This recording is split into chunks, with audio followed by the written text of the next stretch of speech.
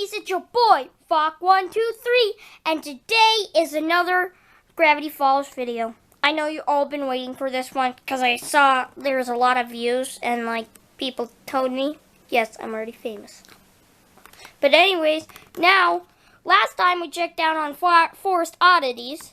This time we'll be doing the story. Sorry, but yes, this time we'll be doing the story. They are still doing the camera work. My two friends.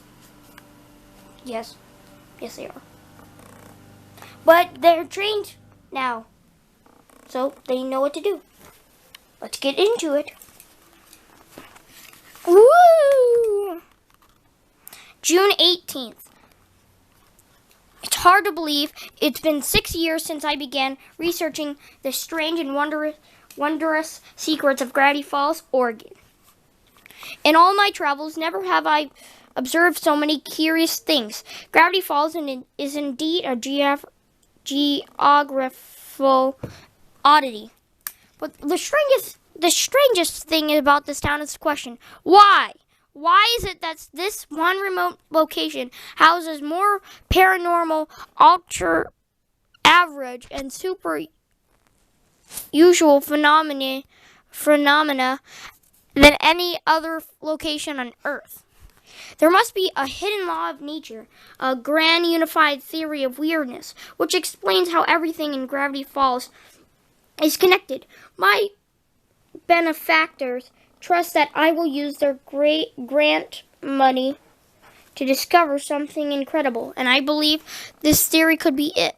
My continuing mission: investigate the oddities of Gravity Falls, discover the grand unified theory of weirdness, publish theory, and join the ranks of Newton, Tesla, and Einstein in the pantheon of science.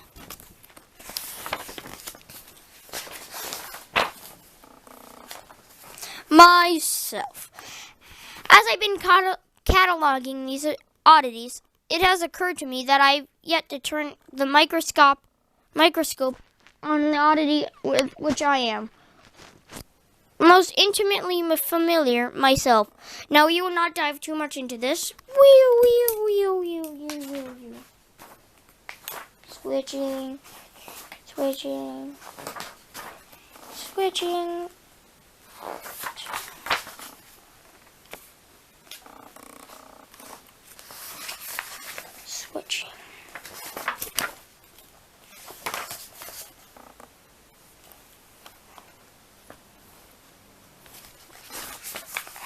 The undead.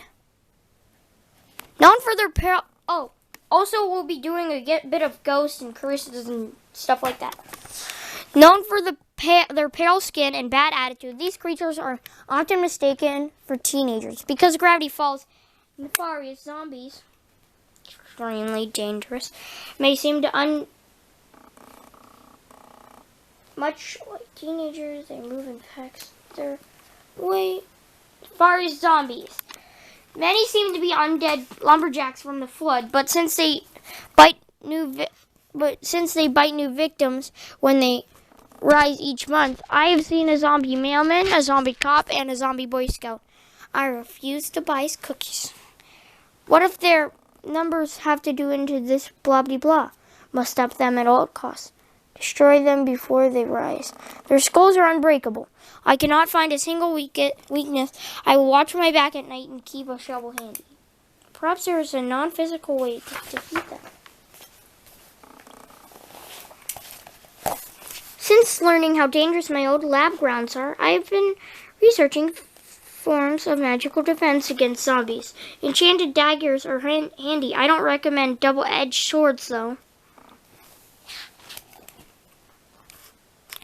It is possible to cure zombification.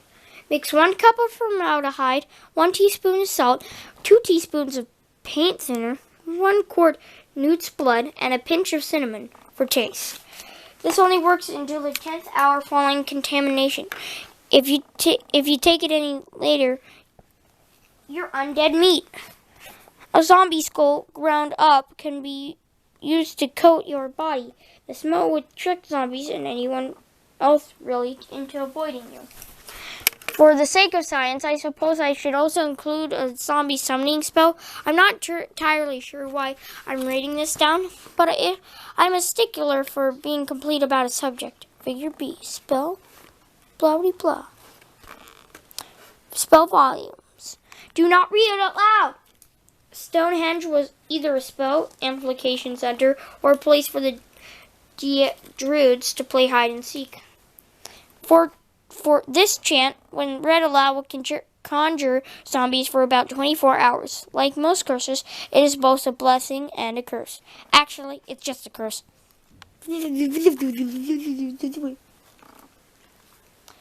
Compass levitas diablo nominium mondo viculum.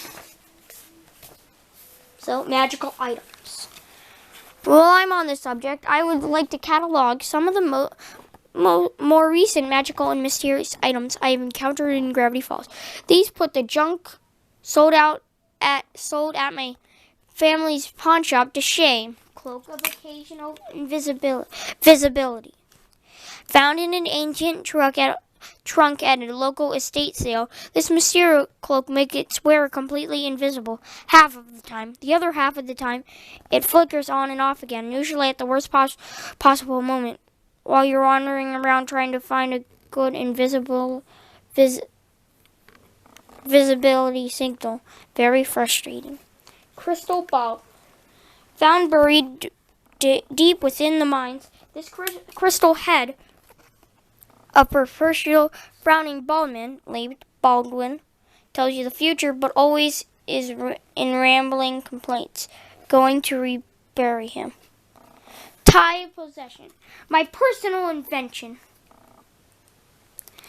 was created in college as part of a government-funded assignment regarding political persuasion. My prototype won first prize and was given over to the men in black suits. They never gave me back the original, but luckily I kept a few others. Giant's thumb. Found in the forest with no explanation of any kind. Not sure if it's magical, but it is certainly a good conversation starter. Currently using it as a coffee table. If I ever have a hitchhiking emergency, this will come in handy. A bit concerned that an angry, thumbless giant may return to retrieve it. Truth-telling teeth. A weapon to use against deceivers, at least ones with no teeth. Buried beneath a tree stump in the deep forest are truth teeth, which force upon the wearer to inevitably lie. Not sure who created these, but I certainly think a number of humans, politicians, lawyers, TV executives, etc., would be improved by their use. It would be quite interesting to see what my brother and mother would act like while wearing these. As an experiment, I tried wearing them for a day. They fit over my regular teeth quite snugly, but I found immediately that people don't like me very much when I'm honest. I accidentally made the mailman cry. It's not my fault he's abnormally hairy. 9% much. Is there a truth serum inside? Just got pulled over for speeding and I admitted it to it. The ticket was absurd. This is getting out of hand. I'm going to rebury these. I believe, honestly, it is the best policy, except for when it's not, which is often. Dun dun dun.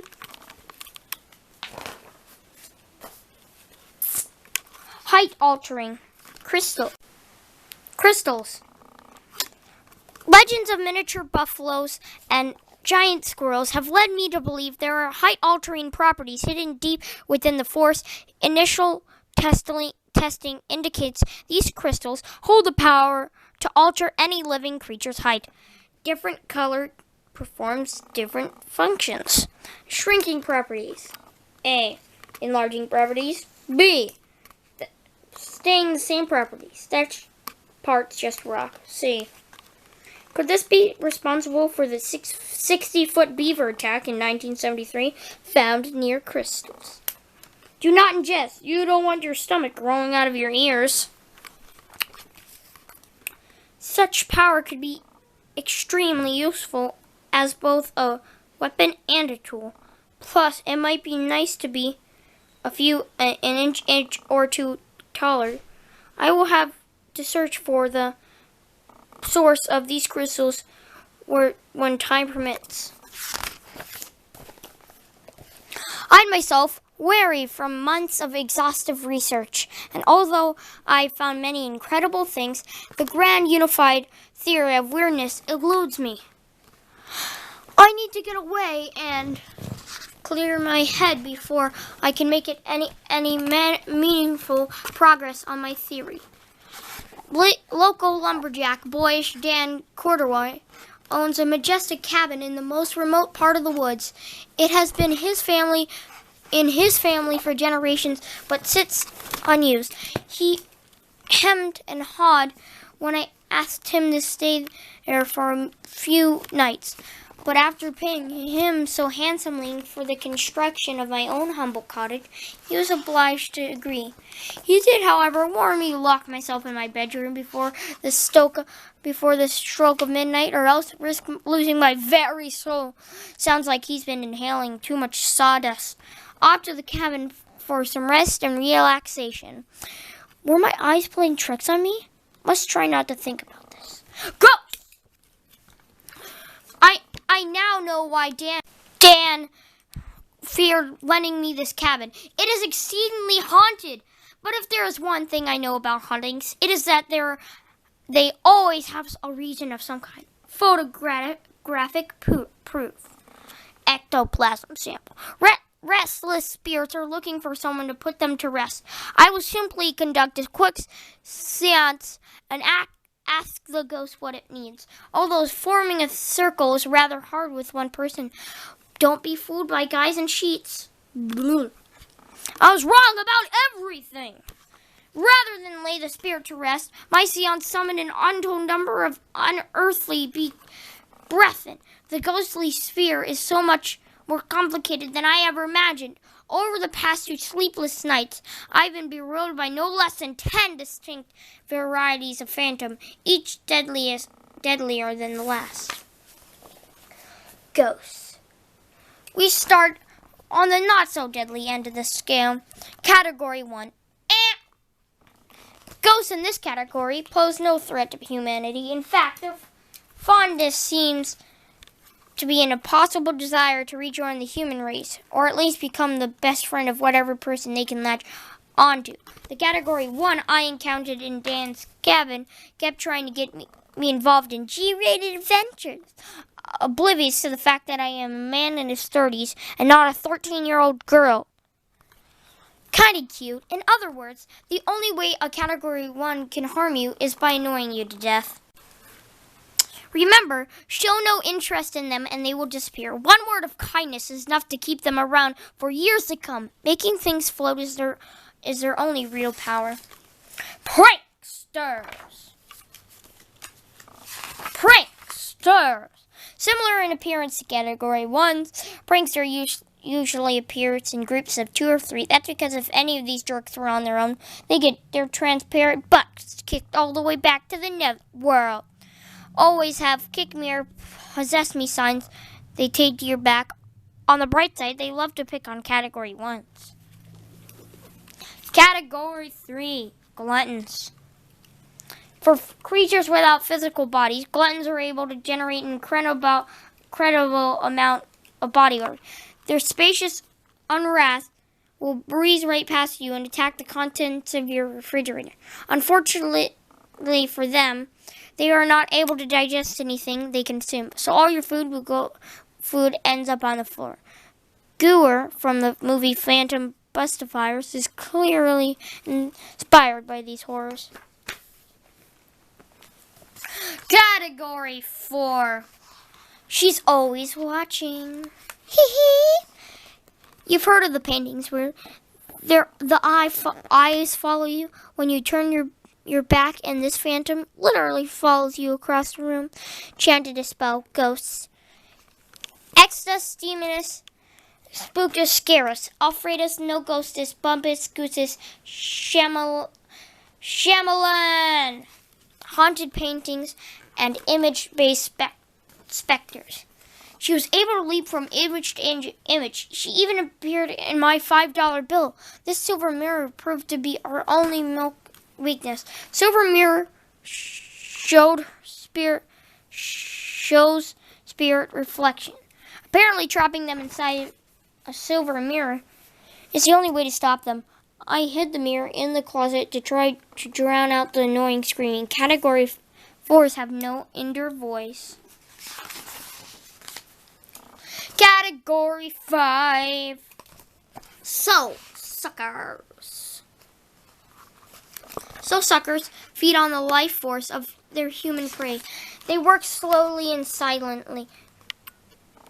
Given enough time, they can consume their victim's entire soul. Fortunately, I discovered one feeding off me rather quickly and squashed him like a supernatural mosquito. I have no idea how to clean the bits of life force off Dan's dining room table. Category 6. Phantoms of Pain. These guys dress in black leather and have some sort of painful looking drooler sticking throughout various body parts. But what they really want is to inflict pain on you. Luckily, they can't touch you unless you summon them. The phantom I saw at Dan's tried to pretend that I asked for him, but I simply said, nope. You pretend that He muttered some lame threats, shuffled his feet, and then disappeared. Jerk. Category 7. The Internal Key. One desperate soul in each generation is transformed into the Eternal Key, an unhappy apparition who never knows what she's supposed to do or where she's supposed to be. This makes for a very noisy haunting with lots of complaining. There's only one thing, and she has no idea what it is. Category 8. The Petrifying Rock. What she's supposed to do is open the petrifying rock, unleashes the unperceivable. Whoever he is, he sounds nasty. Luckily, these two have trouble synchronizing their schedule. The key wandering around being obnoxious for half an hour and then disappeared. 10 minutes later, the rock materialized. He gave one look around the place, sighed, and vanished. I have a feeling this happens a lot. This is going to be a long one, guys. Category 9. Dream hipster. These guys are never satisfied with simply scaring you to death. They need to bring you to the brink of extinction and then pull you back from it so you can admire their handiwork. Please just kill me already if I can skip all the bragging. Dream hipsters are nefarious spirits who specialize in turning perfectly pleasant dreams into horrifying nightmares, and then get all boastful about it, turns power naps into horror naps. After haunting me for 20 hours straight, the ghost in Dan's place finally took a break. I fell asleep and immediately started dreaming. I was back in school and everyone staring at my hand. They all kept chanting, "Six finger freak, six finger freak." The more they chanted, the larger my hand grew. As usual, Kathy Crenshaw was there. I tried to shake my hand to make it stop, and it fell off my arm. My hand grew and began to chase me. Suddenly, I realized my hand wasn't chasing me after all. It was chasing after my brother and was going to squeeze him to death. It grabbed him, lifted him into the air. I tried to run to help him, but my feet were frozen. Just when it looked like my brother was done for, the hipster appeared and said, "Looks like you finally gave your brother a hand." The entire thing was just a setup for one of the hipster's stupid, snarky puns. I woke up suddenly, thankful to be alive, and doubly thankful that I wouldn't hear any more dumb puns. However, I soon fell asleep again, and the hipster was back with another nightmare this time. He interrupted his own work about halfway through to make sure that I knew who was responsible, and that I had heard his new terrible joke. More nightmares followed, in which each one some stupid one-lines. Well, I'm not giving him the satisfaction of seeing any of them written down in this journal. As far as I can tell, Category is 10, the highest category of ghosts there is, and the most dangerous. The Grim Reaper is merely the most famous of these phantoms, and not nearly the most terrifying. The Grave Filler and the Slim Creeper are both more deadly. The Reaper simply has made an effort to get himself out in the public eye more than the others. Good PR. When the temperature in my cabin dropped 30 degrees, the deer heads on the wall began screaming, and the fireplace started to fill with blood, it occurred to me that I might have a Category 10 on my hands. This figure arrived, I knew for sure. When this figure arrived, I knew for sure. Category 10. Danger! Advice: get the local rich girl to apologize to them. Dip. If you ain't afraid no ghosts, you're an idiot. Hearing them is totally rational. Also, ain't afraid of no is a double negative, so either way, the ghosts win. I had enough ghosts for one lifetime. I immediately fled from the cabin, clutching my journal and still dressed in my flannel pajamas. What does it mean? My terrifying weekend at Dan's cabin has left me more hopeless about my investigation than ever before, and I am beginning to reach my wits' end. 6 years and 3 journals worth of research, and I am still no closer to finding answers than when I started. What is Gravity Fall's secret? How is everything connected, and why? Excuse me. Here. What is the unified theory of weirdness? I'm exhausted and must sleep on it. Perhaps rest will do me some good.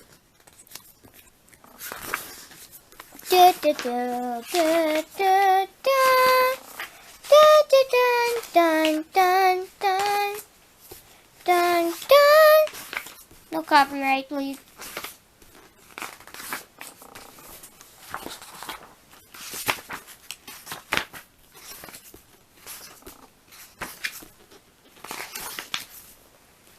The Platypus.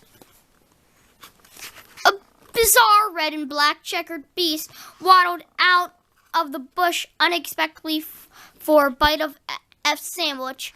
I heard folklore of these creatures, the source of all lumberjacks' jackets, but assumed it was just a local legend, like the one clean truck stop bathroom. In fact, they are very real and oddly enough smell like maple syrup and bacon.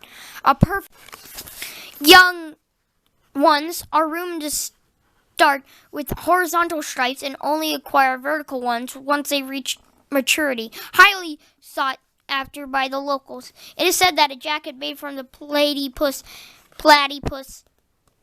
pelt is incredibly warm, impervious to mosquito bites, and goes in and out of fashion every 10 years or so. I would not eat these eggs. Could the legend of the crocodile be true as well? Island head beast, giant tooth. Is there a creature beneath the islands? Yet another startling discovery at the lake. One of these boulders was in fact an enormous human-like tooth. There was evidence of nerve tissue on the root, plus crushed mollusks, fish bones, and a broken wristwatch at the ground. My assistant used a chisel and some dental floss to break free a few pieces as I puzzled over a theory. One giant headache.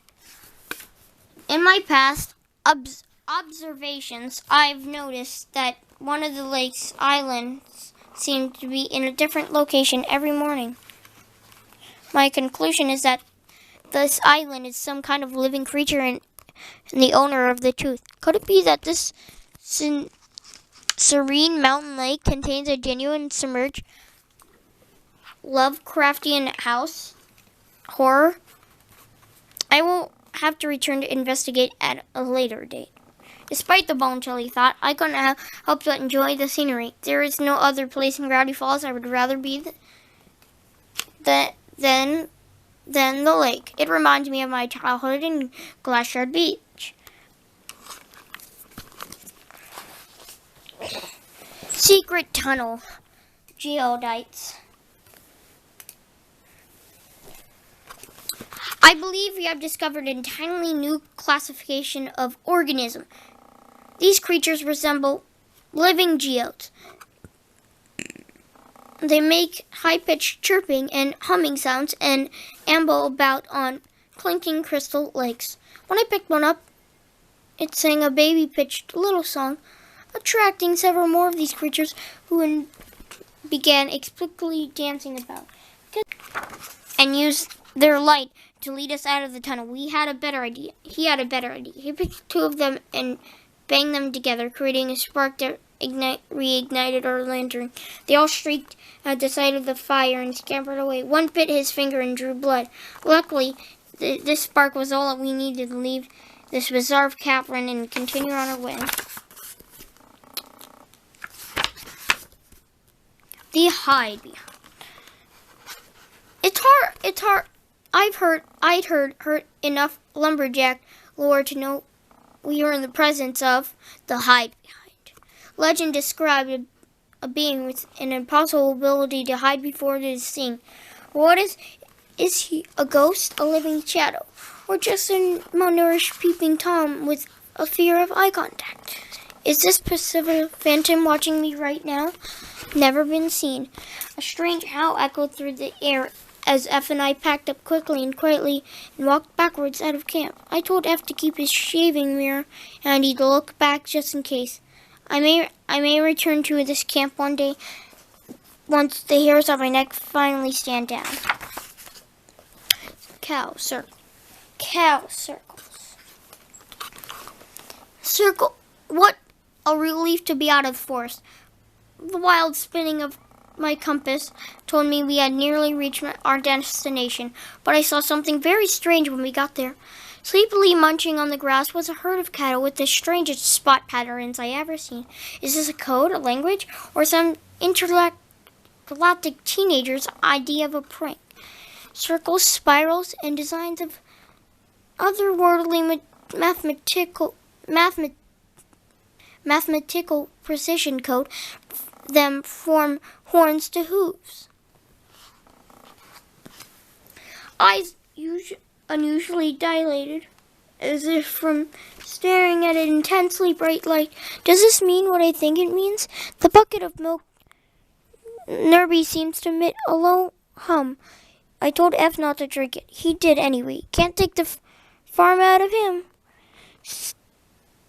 Staring directly at them makes me oddly dizzy. One chewed on my book. From a distance, it appeared that the patterns on these beasts were in some way linked. Could reading the accounts reveal a giant message? Spit.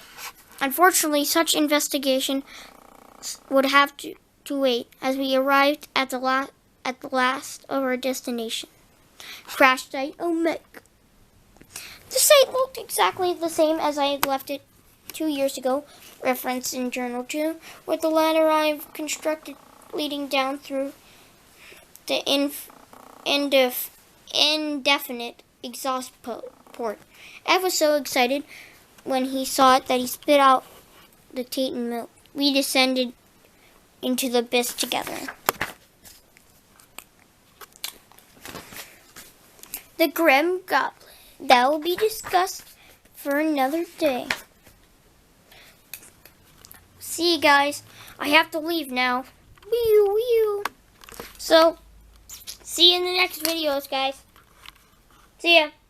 Bye. Bye. Bye.